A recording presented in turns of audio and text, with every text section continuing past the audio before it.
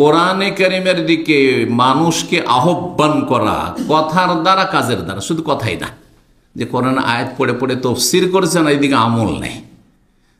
মানুষ আপনার কথার চাইতে বেশি আপনার আমলকে গুরুত্ব দেয়। আপনি যদি মানুষকে সুন্দর সুন্দর আপনার উপদেশ শোনান জবান দ্বারা, কিন্তু আপনার ব্যবহার চরিত্র যদি খারাপ হয়, তো আপনাকে মানুষে দেখতেই পারে না, আপনাকে সহ্য করতে পারে না, আপনাকে ঘৃণা করে আপনাকে।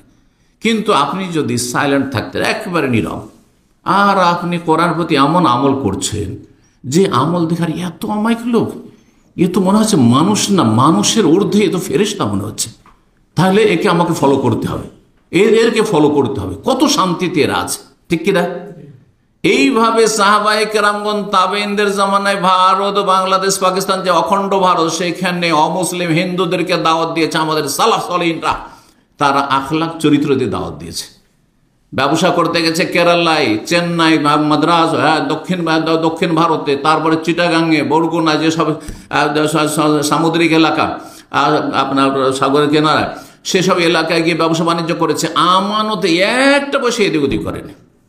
বলে গেছে আপনার কাছে এটা থাকলো টাকা পয়সা, আবার এসে তাকে খোঁজ করে করে করে টাকা পয়সা দিয়ে গেছে তার বাড়িতে।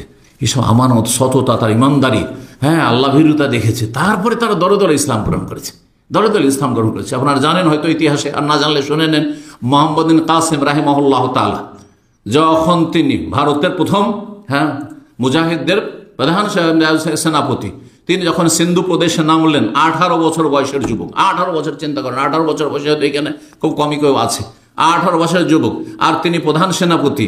আর ভারতে যখন জেহাদের জন্য গেলেন সেই সিন্ধু প্রদেশে, যাওয়ার পরে সেখানে হিন্দু রাজা মহারাজারা এত বেশি শোষণ করত, আর এত বেশি হিন্দুদের নির্যাতন করত, আর এত বেশি হিন্দুদের সুন্দর সুন্দর নারীদের ধর্ষণ করত, এইসব জুলুমে তারা অতিষ্ঠ হয়ে গেছিল এই জাতি। তারাকে চাইছিল না। তিনি গিয়ে যখন সেখানে বিজয় লাভ করলেন আর সেখানে শান্তি প্রতিষ্ঠা করলেন, তখন হিন্দু জনগণ তাকে দেবতা বলে আখ্যায়িত করেছিল, যে আকাশ থেকে দেবতা এসেছে। জি, চিন্তা করুন আপনি। জি, আমার গ্রামে আমার আব্বা রাহিমাহুল্লাহ, তিনি গ্রামে অমুসলিম কিছু একটা পাড়া হিন্দু আছে আগে, যেটা গ্রামের বাড়ি, তাদের সাথে সারা জীবন ভালো আচরণ করে। একদিন এক হিন্দু এসছে, আর হিন্দুরা আমাদের সাথে আত্মীয়তার মতো একটা থাকে, তা আমাকে ভাতিজা বলছে, মসজিদের কাছে এসে দাঁড়িয়ে আছে, মসজিদ বাড়ির সামনে, ভাতিজা, তোমার বাবা তো একজন দেবতা গো, তোমার বাবা একজন কি দেবতা। জি, তো হিন্দুর মধ্যে একটু ভালো চরিত্র হয়ে গেলে কি হয়ে যায়, সে দেবতা হয়ে যায়, বুঝতে পারছেন? জি, তো এটা কিসের মাধ্যমে? আমলের মাধ্যমে। কথা দিয়ে কাজ হয় না। আপনি একটা অমুসলিমকে ইসলাম গ্রহণ করতে বলছেন, আর আপনার নিজেই আপনি নামাজ পড়তে যান, নিজেই চরিত্র খারাপ, আপনার রুমে সেই অমুসলিম হিন্দু থাকতে পারছেন, তাহলে কি করে আপনার ইসলাম গ্রহণ করবে? আপনার কথা শুনবে? কখনো শুনবে না।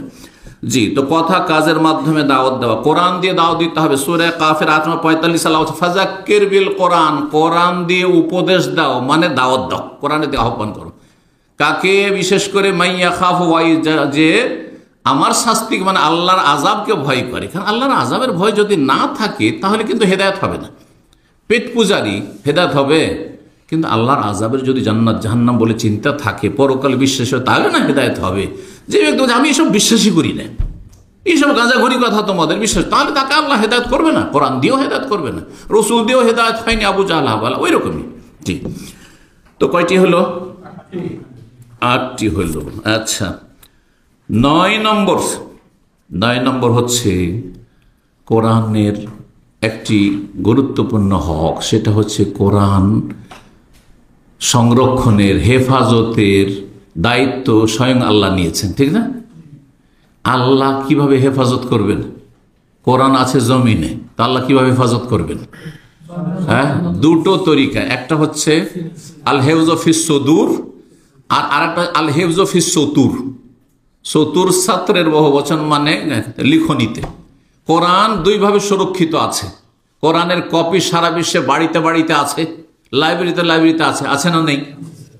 সেগুলি কোনো এক সময় যদি বাতিল শক্তি মনে করে যে কোনো জায়গায় কোরআন একটি কপি রাখবো না, থাকতে দেব না, যেমন সোভিয়েত ইউনিয়ন রাশিয়াতে করেছিল জালেম নাস্তিকরা, কমিউনিজমে বিশ্বাসীরা, ইসলামের শত্রুরা করেছিল না, করেনি? 1917 থেকে নিয়ে তাদের রক্তাক্ত বিপ্লবের পরে 70 বছর 90-এর দশক পর্যন্ত রাশিয়া, যে বিশাল বৃহৎ রাশিয়া, যার নাম ছিল সোভিয়েত ইউনিয়ন ছিল, আপনারা জানেন হয়তো, আর দুনিয়ার একটি বড় শক্তি, পরাশক্তি ছিল আমেরিকার মতো, সেখানে কোরআন শিক্ষা এত বড় অপরাধ ছিল যে আন্ডারগ্রাউন্ডও যদি জানতে পারে যে কোথাও কোরআন শিখছে, লুকিয়ে লুকিয়ে তারা কোরআন শিখাইতো, তাহলে তাদের বেঁচে থাকার কোনো অধিকার ছিল না। জি, তো সেখানে কোরআনে কারীমের কপি তো রাখতে দেয়নি, সব শেষ করে দেওয়া হয়েছে। তাহলে কোরআন কোথায় ছিল? যারা এই সুদূর অন্তরে রাখতে পেরেছে। তাহলে কোরআনের হেফাজতের আল্লাহ দায়িত্ব নিয়েছেন, মানব জাতিকে দিয়ে আল্লাহ ওটার হেফাজত করে নেবেন। তাহলে কি করতে হবে? কোরআনের হেফজও করতে হবে। তাহলে কোরআনের কপি, আচ্ছা কোরআনের কপি আরবিতে আছে, গোটা বাংলাদেশে যদি কোরআনের আরবিতে কপি থাকে, ভারতে কোরআনের আরবি কপির অভাব নাই, কিন্তু উর্দু ভাষায় কোনো কোরআন নাই, হিন্দি ভাষায় কোনো কোরআন নেই, বাংলা ভাষায় কোনো কোরআনের তর্জমা নেই। তাহলে এই জাতির লাভ কি হবে? হবে? তাহলে কোরআন বুঝতে হইলে নিজের ভাষাতে হইতে হবে, তাই না? তাহলে তরজমা, তফসির করা, আর সেগুলির প্রচার প্রসার, সেগুলি ছাপানো, এটা কোরআন কারীমের একটি হক। আর কোরআনের হাফেজ হওয়া, কোরআন হাফেজ আমাদের সমাজে থাকতে হবে। কারণ এমন একটা সময় দুর্দিন আসতে পারে যে কোরআনের কপি দুনিয়ায় নাই, কিন্তু অন্তরে কলবে এখানে মুখস্থ করা আছে। সুতরাং কোরআনের হেফজ করা এটি গুরুত্বপূর্ণ। কিসের হক? হ্যাঁ, কোরআনের হক। তো তাহলে শব্দের হেফজ করা, হাফেজ হওয়া মানে শব্দের হাফেজ হওয়া। কয়টি হলো? 8টি হলো? হ্যাঁ, 9টি হয়ে গেছে না 8টি হয়েছে মনে হয়। 9 নম্বর হক, 9 নম্বর হক হচ্ছে কোরআনের অর্থটাও মুখস্থ করতে হবে।